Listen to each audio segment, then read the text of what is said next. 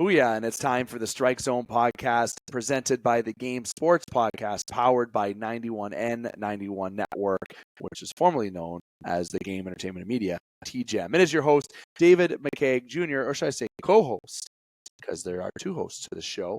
And let's bring in the co-host to this edition, as always, the one and only CH at the bottom of your screen. He is an absolute stud, Connor Henderson. Connor, my friend, how's it going? Doing great, Dave. Last time I saw you, I was giving you a big old bear hug on the dance floor of your wedding. And, it was great to reconnect with you and all the guys from back home. Looking forward to a great show today. And before we get started, let's throw some love over to our sponsors over at Flawless Roofing, Sure Seal Inc. Over 30 years in the biz, based in Sault Ste. Marie and Thunder Bay. Protect your investment and start from the top with Flawless Roofing. Quickly running over the agenda, we've got Shohei Ohtani clearing out his locker. Is he done with the Angels? The Toronto Blue Jays and their hunt. I know that you've got some spicy takes, hopefully a good rant in you. We're always looking for those. The playoff picture and where things stand as of September of 2023. And then we're going to finish things off with some local news from the Sioux College Cougars and their second season at the Baseball Diamond. Honestly, and there is a representative for the 91N Pandas on that team, and we'll give him a shout out too, because he said he was one that actually mentioned, if we're going to talk about me on the show, you got to mention who I am and what I do. And then he's a man of few words, that guy on the college, but I'll make sure we talk about it. But that's for the end.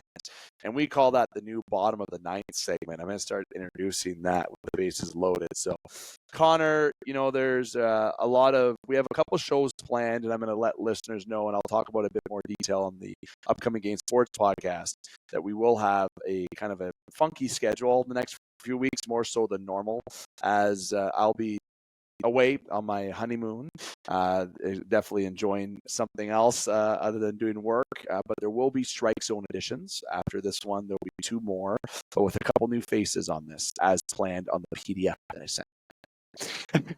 Yes, I sent a PDF via Facebook chat to our Game Sports Podcast group. I wanted to make sure I shared that. Share your chirps below if you want. And while you're down there in this region, there's a like button right here. I believe if you're on YouTube, if you're on Spotify, the subscribe is to your right. Same with Apple and rating. But if you're on YouTube, you see me pointing down at the like. Subscribe is over here to the left a little bit more. I'm trying to guess. And there's a thumbs down. Don't touch that. But then there's a comment section below. So make sure you leave your feedback. And you can chirp me if you'd like at any time. I welcome it. And I welcome a challenge of a chirp off. I'm down for that. Baseball. Get into that. Shohei Ohtani, you said first. Is he done, Connor? Talk to me. Ooh. Well, I feel like he almost has to be. How could a team afford Mike Trout and Shohei Ohtani's presumably going to be boatload contract, and still be able to pay the rest of their roster in a way that makes them competitive? To think that they were paying Shohei, a substantially lower amount than what he'll be getting on the open market, and they still just could not get it done as a unit. It's kind of scary. It's kind of sad. And if he plans on staying, either way, clearing out your locker is just like a hilarious, negotiating tactic, ploy, whatever you want to call it. Articles are getting written, people are fired up. I love that sort of thing. Play all the mind games you want. If you're the player, this is your time to just absolutely be a menace to the media. I remember when Toronto fans for the Raptors in basketball were praying to God that Kawhi Leonard would return, and there was, instances of like helicopters like trying to follow him, and people were like tracking his flight patterns. There's like Instagram stories where like his sister or aunt or someone's shouting in the back, like y'all not gonna re-sign there. It's like that sort of thing is what makes this sort of thing so enjoyable. It gives us spicy content too. It gives us spice. And I wrote something down while you were talking there. And if you're on audio, this is bad radio, they say, but guess what? We're on audio and video. Okay, so you have to go over to the YouTube channel, but I'll make sure I describe it for you if you're on audio. But I'm putting up something to the camera. about the Angels. I don't know if Connor can read my writing. I don't know if I want to put him on the spot because it is, but I will read it. It's very neat printing. Clean house time. That is towards the Angels, okay? Clean house time. And I'm going to tell you what I mean by that nonsense. Shohei's done, bro. He's done. I'm going to tell you right now, this team tried to buy at the deadline. They were freaking brutal. Everyone left. Everyone they acquired, gone. Lucas Giolito goes to Cleveland this other game, and he pitches a gem. Look, the Los Angeles Angels have a potential to be a very attractive place to play. They're in LA. The Dodgers aren't too far. They're doing well. They got more money. But the Los Angeles Angels have a good ballpark. I'm a big fan of a ballpark. I'm a player. I want to play. They have a very nice ballpark, actually. They're in a good location, good for baseball. And they have someone named Mike Trout. I don't know if you've heard of him. Arguably the best baseball player in the league is still, I don't care what anybody says, when healthy, he might be one of the best of all time, all around. I don't even want to get into that because now there's somebody else who's probably taken that throne than is his teammates. But then you look on the other side, it's like a Lamborghini, two Lamborghinis, and you live in a shack. Okay, that's exactly what the Angels have. It's an absolute joke. Anthony Rendon, you got Renifo making jokes, not making plays. It is a dumpster fire there. And you make those trades deadline, and you're like, all right, we're making a run for it. You walk into Toronto, get your hiney spanked a couple times, realize that you're not as good as them, and then you start playing other teams, and you lose to teams like Texas, teams in your division. You start trending downward. And what happens? Shit, we shouldn't have made that trade. Like Shohei Ohtani should have been traded at the deadline. And people ask me, how do you trade that at the deadline? I don't know. I'm a firm believer of asset management, Connor. Asset management. And I know that's not the same in baseball like it is in other sports. Okay, and I might be using another sport term for that, multiple other sport terms for that, but I feel like Shohei Ohtani could have brought in something, and it's better than getting nothing.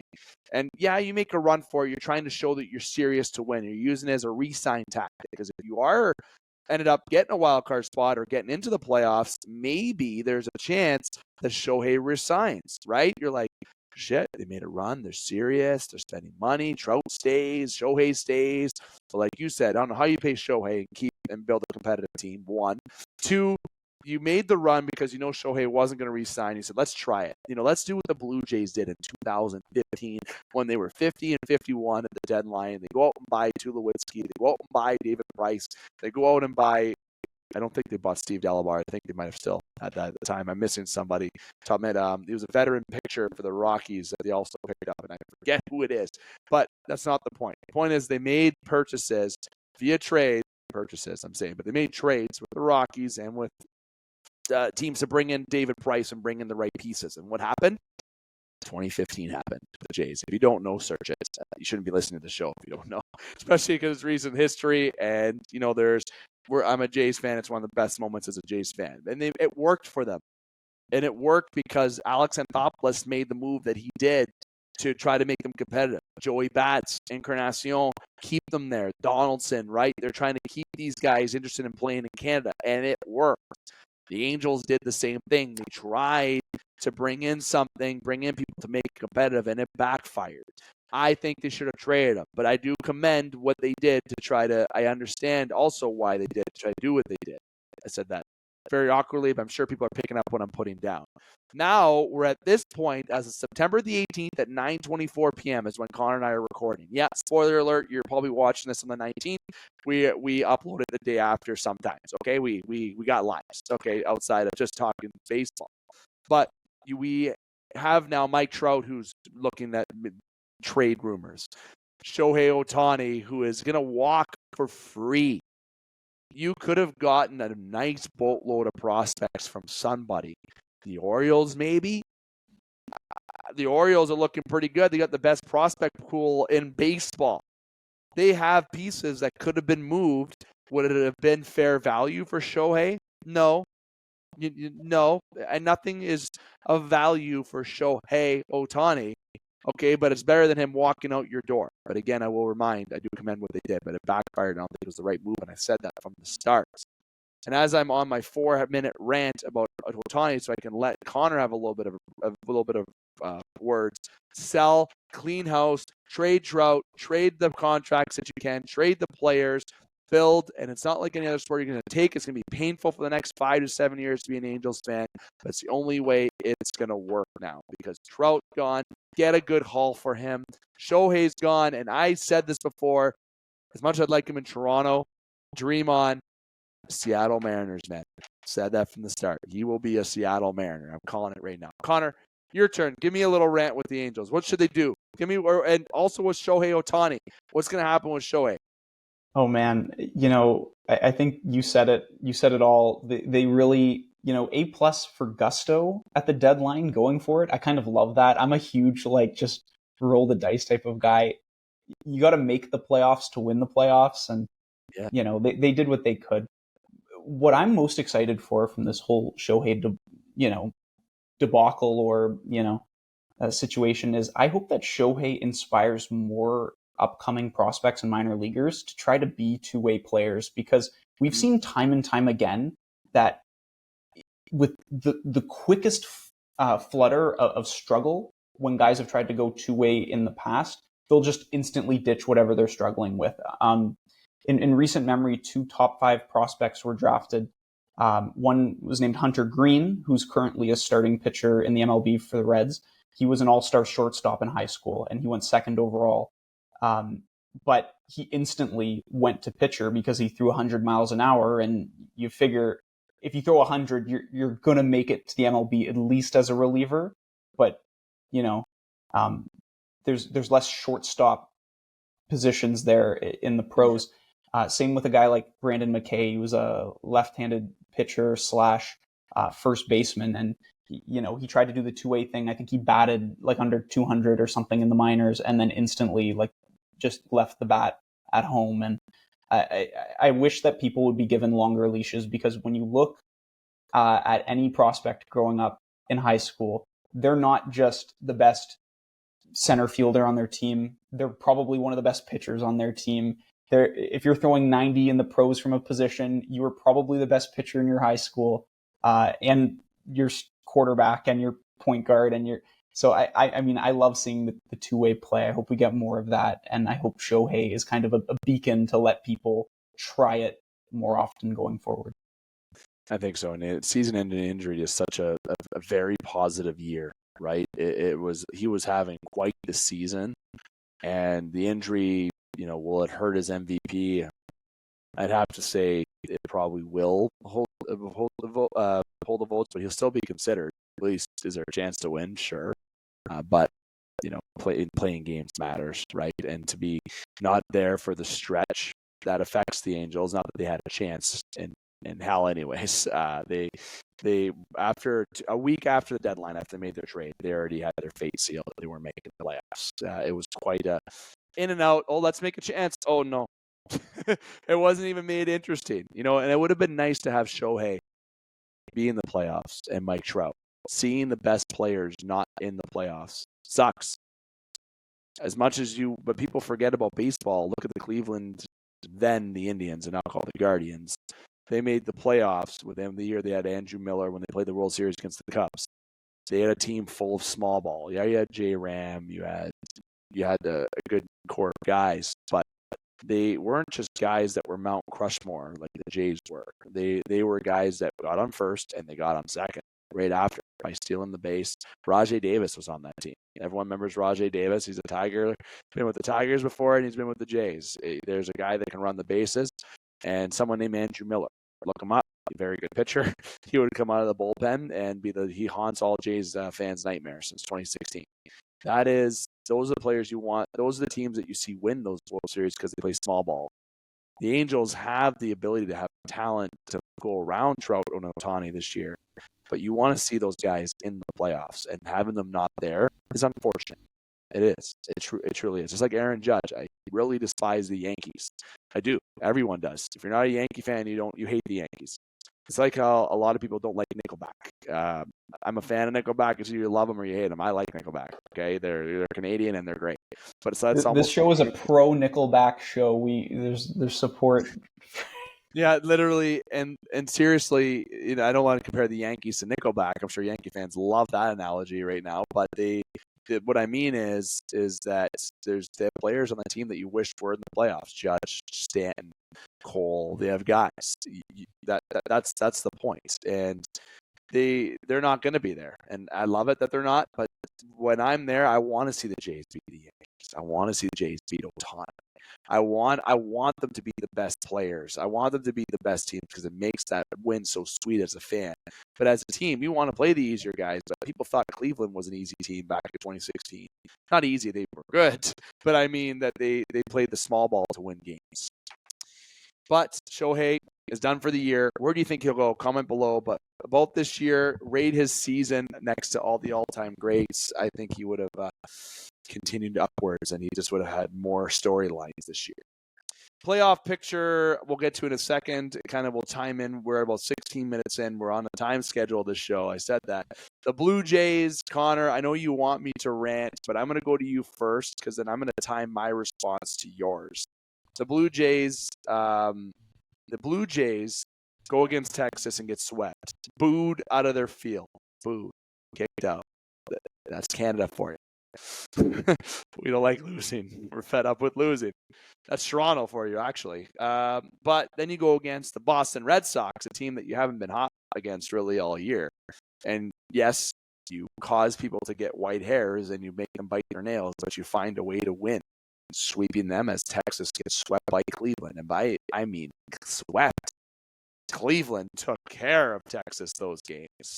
Baseball's a weird sport, Connor, and the Blue Jays look like they're out of it, but now they're right back in it, and everyone loves the Jays again, right? Give me your thoughts about the Jays to this point. We absolutely love them. Oh my gosh, it's the best. I think one thing that stands out for me is their run differential is not that good compared to the other teams that they're fighting against right now. If you look, I think Tampa Bay's run differential is almost plus 200 runs for Texas, about 150. Jays, 60 up.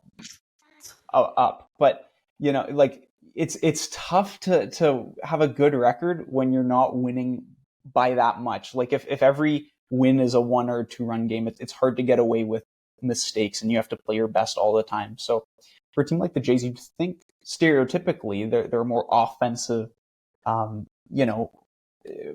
boisterous, loud team, but they actually haven't been scoring that many runs this season.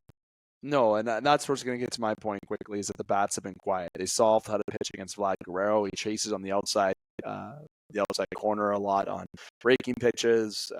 Bo Bichette's been their most consistent hitter. He's had some health battles. Obviously, not health battles. I mean, injuries this year kind of put him to the sideline. I mean, one that kind of right down the thick of the post run.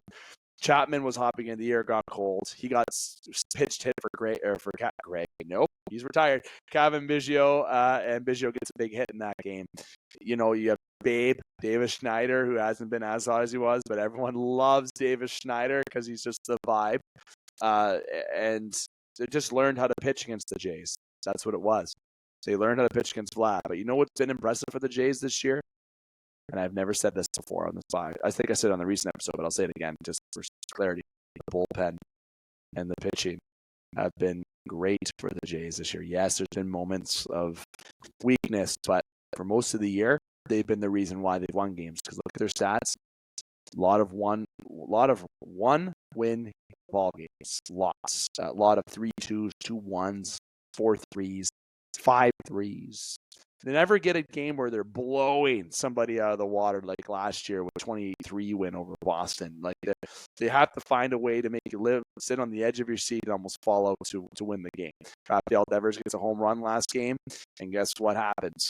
They go to the bottom of the ninth, right? Like why not, right? Because we want people to have heart attacks, and that's what Toronto's all about. But the Jays bats have to wake up, and they've been saying it all year. They say, we've been saying it all year, but it's going to happen. It's going to happen. Listen, it's September 18th, man. It's not about happening anymore. You guys have been playing ball for 3 months. Let's wake up. Vlad hit 3 homers going into last game. Let's stay hot, man. It's time to be hot. It's now. If you want to get hot when we make the playoffs and you get hot throughout the playoffs, that's fine. but get hot. It's time to get at least some consistency because that's what's been lacking. That's why the Jays don't have that run differential and have the more wins because the bats have been inconsistent this year. The pitching's been good. Look at them. 4 pitchers under 4 ERA. Top in the league for that. Top 2 or top 3. They had the stat up. Bullpen. Great. Sometimes they scare you, but they get the job done. Doesn't matter. That's winning ball games is all that matters right now, and the hitting has to wake up.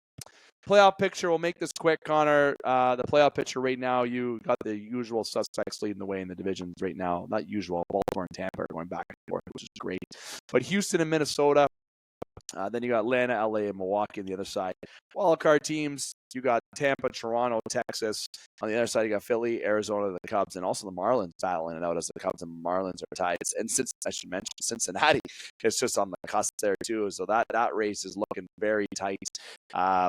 Truthfully, Connor, I think the team that finishes third in the AL wildcard has a pretty good path to potentially play some more baseball because they play the team that is the Minnesota Twins, most likely, is who they're probably going to be playing, by barring any miracle. If we look over at the NL, that's what has me interested, seeing that wild card set up. But even the Milwaukee Brewers, nothing but love for the Brew Crew. I hope they're the Cinderella team this year. I would love to see it. I've been to the ballpark in Milwaukee. They're a passionate fan base, and do they have a chance, Connor, to get out of the NL, or is Atlanta and the Dodgers too good? I feel like this time of the year is my annual vote on the Los Angeles Dodgers to win the World Series time. I think in the history of us doing this show, I've probably put my money on them in the NL, like at least 3 or 4 out of the 5 years we've been doing this together. And you know what? Just for tradition's sake, I'm going to say that they're going to do it again. So regardless of what Milwaukee does, I'm putting my hat in the ring for the Dodgers because I love how they're basically just as evil as the Yankees, but they don't get flack for it, or if there's any evil associated with spending boatloads of money, then they would be in that same category regardless. Evil empire, man. The evil empire is the Yankees. Nothing beats that. But if there's a secondary, it's the Dodgers. Yeah, now keeps the balance in the force. The balance in the force. Exactly.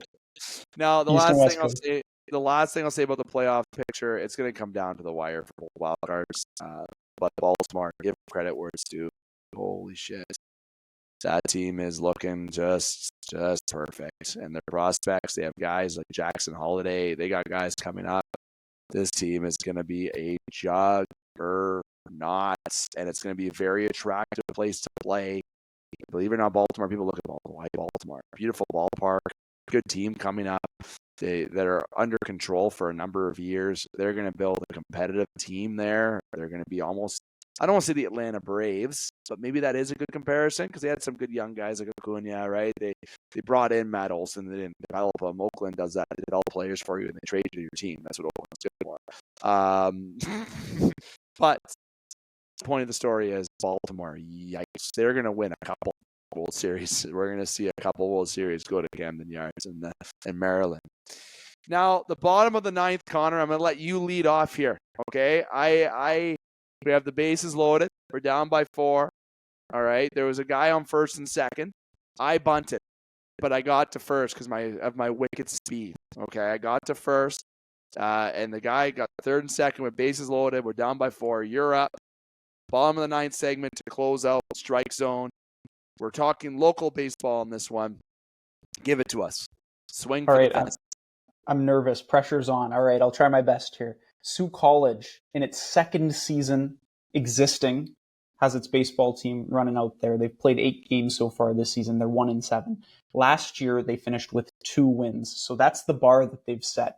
And it's always tough in any sport, in the OCAA or in university sports in Canada, to start your program off because if you're a talented player, it's very difficult to attract you to a team that's brand new because, oftentimes players will flock to the established programs. Luckily, we've had a lot of graduates recently from the local Sioux Black Sox program that have helped round out Sioux College's lineup. and they're featuring a lot of good, talented players, many of which, or all of which, are in their first or second season of college baseball. Recently, they won their first game of the season against Humber 6-4, and the pitching performance was strong across the board. Matty Forsey, former Black Sox player, went 4 strong innings, and Cole Massey went 3 scoreless in relief to pick up the win. Now, Cole was one of the most dominant pitchers his age in the city over the last 6 years. It's great to see him in college. He's got a nice, strong fastball, good movement on his breaking ball, and he hides it well. And there's some other guys that they've picked up as well from the local program, including Gavin Lamming, who has an excellent running fastball that hovers around 80 miles an hour. Nolan Toney, who is a dependable arm for Mike LaBelle, head coach of both the Sox and Sioux College. Connor Bruzis will be dependable in the middle infield and outfield for them, who's got a great contact swing. And I'm sure I'm forgetting some, but those are their 4 new local recruits alongside guys like Matty Forsey, Carter Gallivan, Owen Daynard, and of course, how could I forget Dave McCaig's teammate and Panda's representative of the game's 91N network, Jordan Ritchie, who has an absolute missile in the outfield. He just does if ever he can just on a crow hop absolutely fire the ball. I think off the mound he's probably somewhere around 78, 80 miles an hour. But if you let him crow hop a ball, like that dude has an absolute missile. And it's good to see him back out there in the outfield for Sioux College into his second season, hopefully building off of his strong rookie campaign where I think he batted around 240 or 250. Grand slam in the bottom of the ninth. That detail was to point and clear and concise. Couldn't have been better. Walk-off victory. And I will add to that as the post-game reaction, I'll say to that bottom of the ninth grand slam by yourself. Jordan Ritchie has thrown out a couple guys in men's league baseball with ease as people test his arm. Absolute foolishness. We love it. Go ahead. He has had a lot of putouts, and he's definitely done some good work pitching in the back-to-back champion 91N Pandas. Just to kind of give a little announcement, I was in touch with LaBelle, the head coach of Sioux College. There was a plan, it was a little bit late, to do an all-star game this year between the men's league team, and I had quite the staff packed. So the names such as Ashley Hoff, Nathan Inch, Greg, and Brad LaFave. I was going to message a couple other weapons, such as J.J. Bergerman. I was going to bring up quite the squad, but they were unable to accept the challenge, per se. But I understand why. I'm not going to send a shirt. I will be sending this upload to them to hear, but we will need to plan an all-star game next year and maybe create a trophy that I will gladly sponsor. But don't be upset if the men's all-stars defeat the Sioux College team. I'm calling that challenge right now. Anyone let me know below who you think would win that game, because last year we played them and it was a fun put together team and we lost. But I feel like with getting a couple guys together, maybe if Connor Henderson wants to travel to Sault Ste. Marie for a fun game and getting Jordan Trudeau back and the boys, Colton Ree would be a nice addition too. A couple of guys to bring out as an all-star game, but would be quite the treat. Sioux College, though, in all seriousness, good team to watch. They have a representative for 91N there for sure, but there's been representatives that have also played men's league baseball on the team too. I was telling Connor there's some names that I can't recall, but there's a lot of good talent on that team, and they definitely have grown the program. And definitely go out and check them out. They have a good following on Instagram as well. So College, as you see, the Game Sports Podcast and 91N is behind you and giving you coverage for this year and news and reaction. So don't be shy to send some players our way too. We would like to have some interviews with some of the college athletes, in particular Jordan frickin' Ritchie. Okay, I want that guy. I need to get his swag and his unbuttoned shirt on this show. Okay, increase the likes just by that hair and that unbuttoned shirt that he does. Jokes aside, good job to the Cougars on getting the win against Humber this past week. That is good work. Connor, thank you very much for everything here today. We're going to get to the conclusion of Strike Zone, and I'm going to thank you in advance for the 2 shows that you're going to do without me for the first time since we've done this show. Please take it easy on Dane and Alex.